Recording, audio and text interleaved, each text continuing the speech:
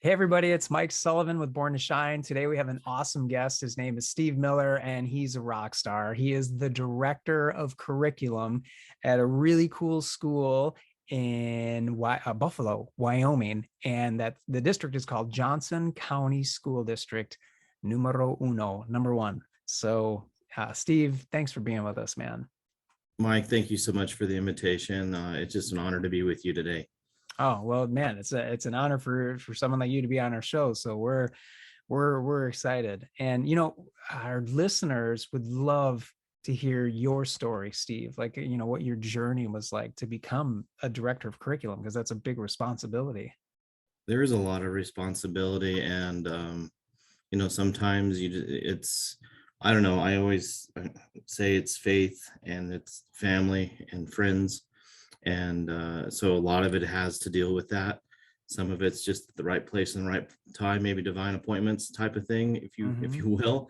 But I thought I was going to be like with a lot of students growing up, I wanted to be a pro football player, but then I got into golf and wanted to be a pro golfer, but you know what, wasn't talented enough. That's okay.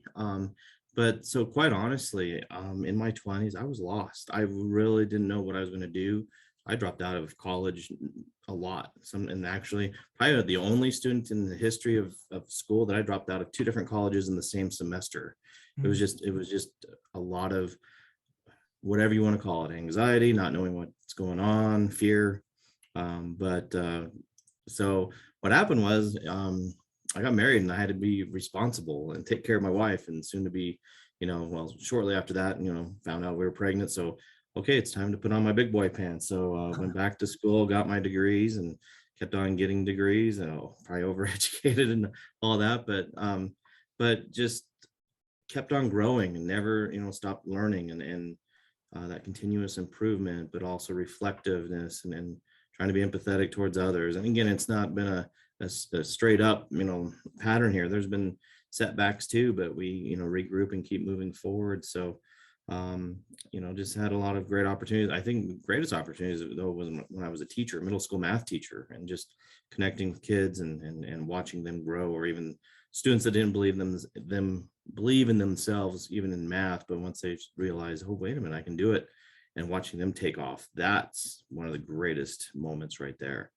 Just seeing those kids take off. So that's at least from a professional standpoint. So here I am. I've been in the state of Wyoming for since 2010. So it's just been a great journey. Just a lot of great people that I've been able to connect with, and to get support, and hopefully support them as well. So just started here in Buffalo a few months ago, but it's been my wife and the rest of my family, my two kids, we love it here.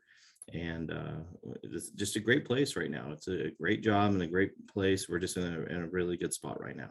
That's awesome. Congratulations. That's Thank really you. cool. Thank you. And I love how you started it off, Steve, when you said it was faith, family, and friends that put everything together. And that's so true and so important. I'm really glad you said that.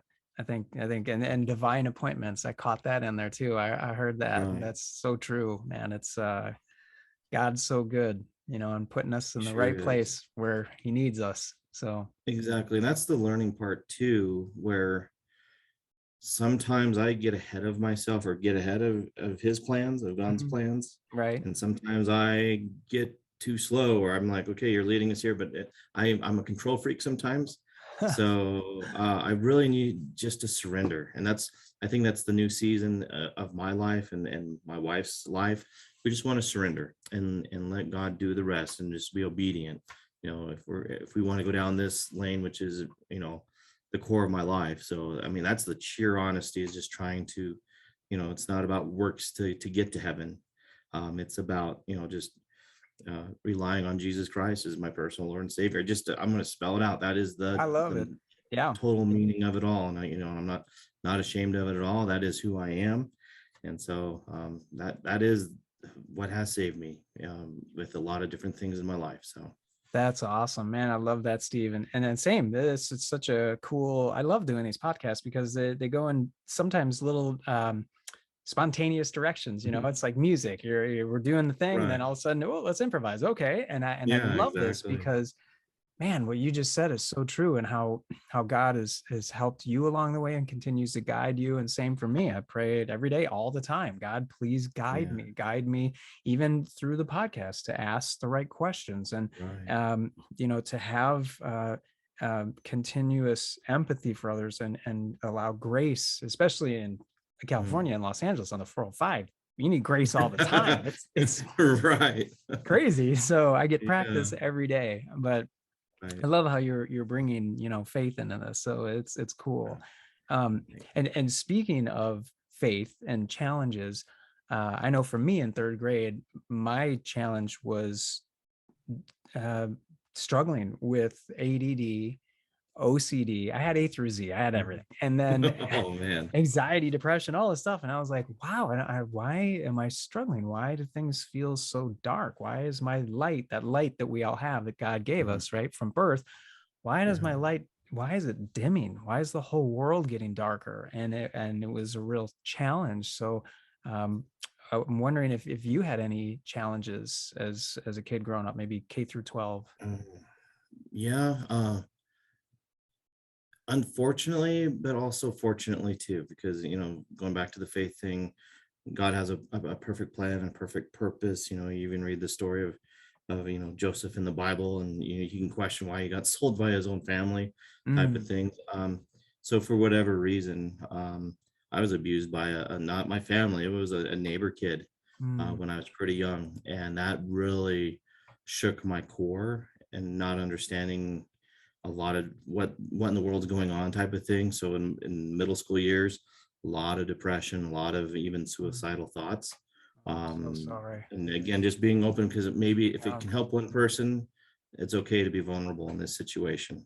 absolutely. So I tried to hide it on my own. If I felt very embarrassed that I felt that way about being suicidal, I just really was um challenged to um even stay alive sometimes. I was an avid golfer in high school, but it wasn't satisfying me. And so just, I think even going through that, but here's, I guess, the help part of it, or getting through it. Um, I had a family member that there was a girl that was thinking about it, and I had somehow, what I did, I decided to go through where I had a support group where at any time I can call. I had 5 of them, so I knew if it was at 2 a.m. or at 6 p.m., it didn't matter. I had at least one that would respond. Mm, And all I had to ask was, tell me how good life is. And that was the trigger question that they would talk me off the cliff, the proverbial cliff of, hey, you're going to be okay. You are valuable. You're worth, you have worth. And so that way at least bought me some time to get through some of these things. So one of my friends who was starting to think about suicide, I wrote her a letter saying it's not worth it. And it's a short term, solution, or it's a temporary, problem that you have, and it's painful as all get out. Hang in there, get help, find somebody that you can trust. And one of my family members actually opened up the letter and read it, and it was like betrayal to me that he even read that letter that was supposed to be for that. But in a sense, though, that was a blessing in disguise, because for the first time it was out in the open, my family finally knew that I was battling with this demon. And mm, so I was able to talk it out a little bit more, and go through it. And so um, quite honestly, it was that way in my 20s, up and down, even after high school. So it didn't go away necessarily, but it got better. And once I got married, it did get a lot better, but it's still there. I've had to deal with some of that in the last couple of years or so. So it's still that whole thing about having the right support, and being vocal about it. At least, especially like with my wife right now, I can talk to her about it. And the times that I don't talk to her about it, that's when I can get into trouble. And I think maybe that's the message: is find somebody that you can trust. And again, it is a temporary thing. Yeah, it's painful as painful can be, but if you can get through that anxiety or that depression, it's just not worth it. um, there's so much more out there to life that you're, in a sense, stealing away from yourself. And that's not a derogatory thing or a shame on you thing, but it's just a sad thing. A lot of pain there. You can get through it though too. You can get through it. And Steve, God bless you, brother. I love what you just shared. And if our listeners, anyone listening, if they feel like, you know what, I feel like Steve.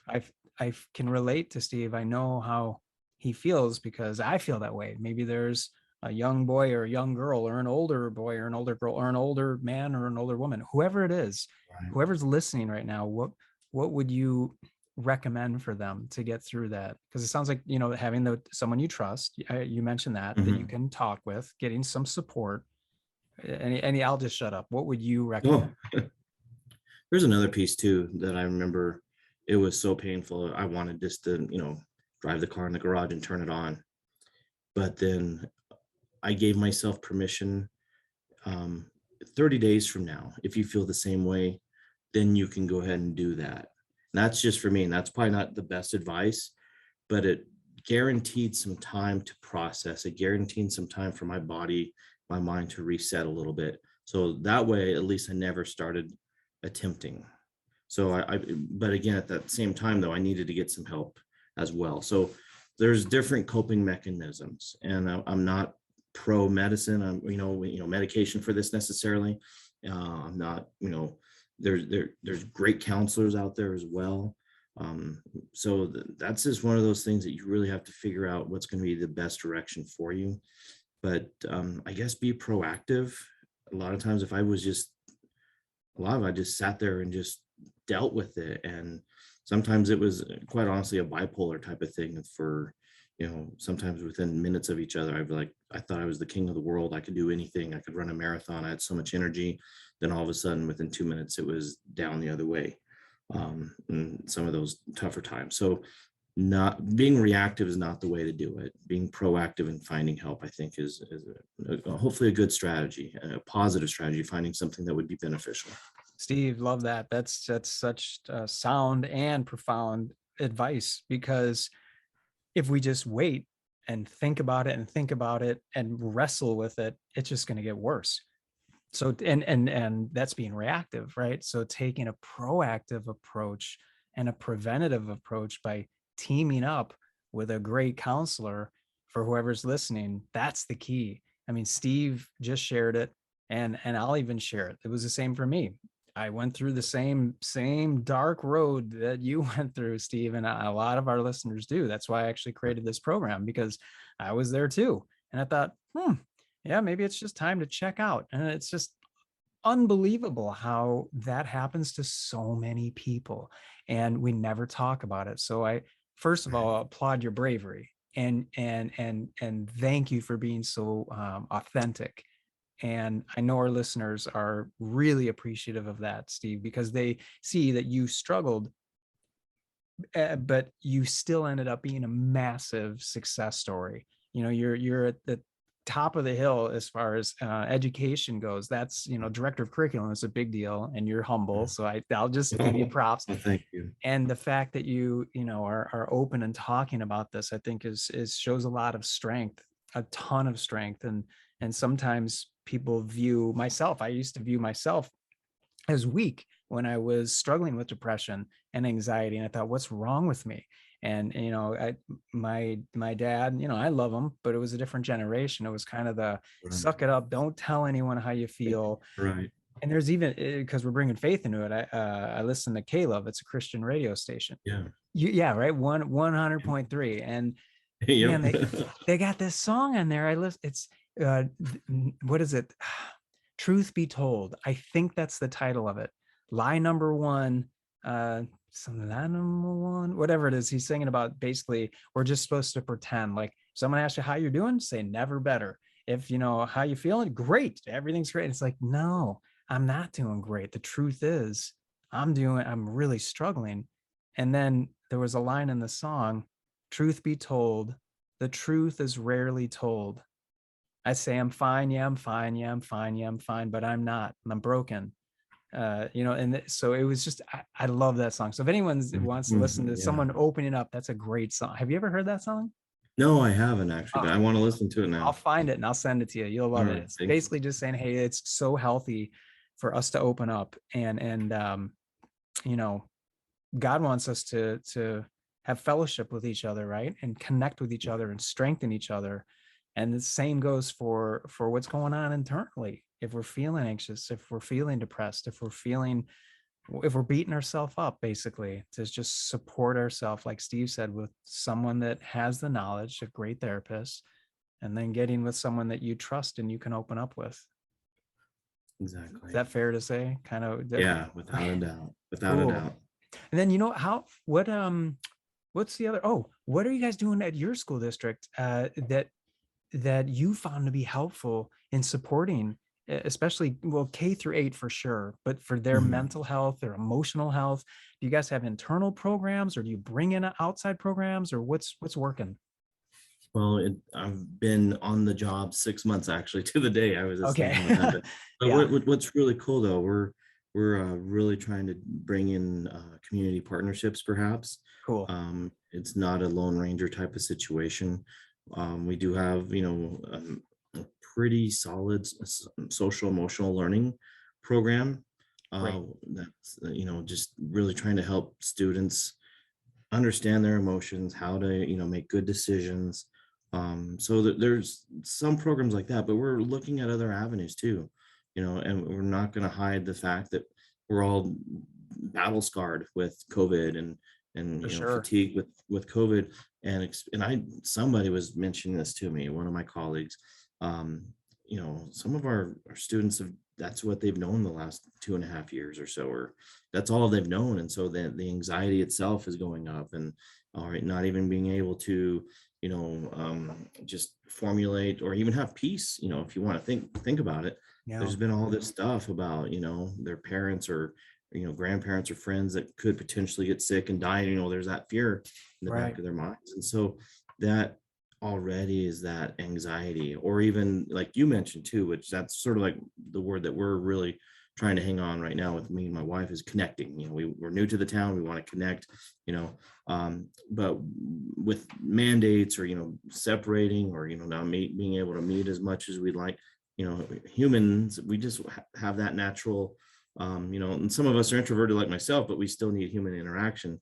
But that's been sort of taken away for a lot of people who really thrive on that. So there's that separation anxiety type of thing as well. So there's a lot, and I guess that's the bottom line, and that's why it's okay to be vulnerable today. There's a lot of hurting people out there, and if we can just help one, or just, hey, hang in there, it's going to get better, it's going to, yeah, life is tough, but you can do this, type of thing. And it's not just a, positive, hey, go get them there, buckaroo. It's Right. really just, it is tough, we understand that, and we can do it together. We can move forward, and you can, and just process, and just keep that needle moving forward.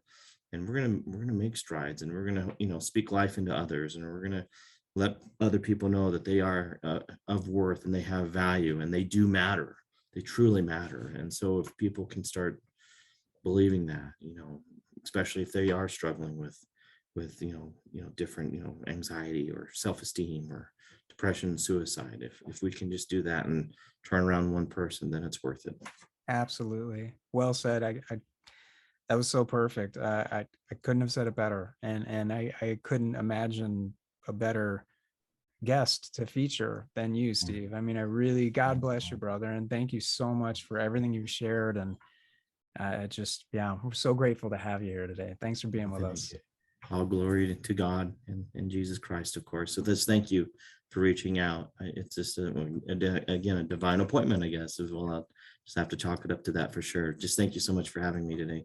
Definitely. Thank you, Steve. Thank you.